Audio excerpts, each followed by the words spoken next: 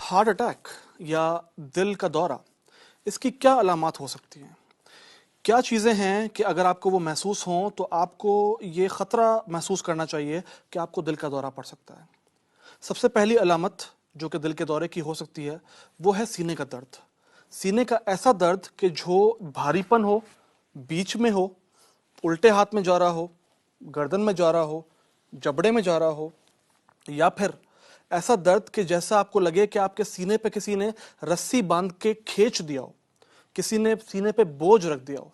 इस तरह का अगर आपको दर्द अचानक से महसूस हो, जिंदगी में पहली बार महसूस हो, तो फिर आपको आपके कान खड़े होने चाहिए कि ये दिल का दौरा हो सकता है।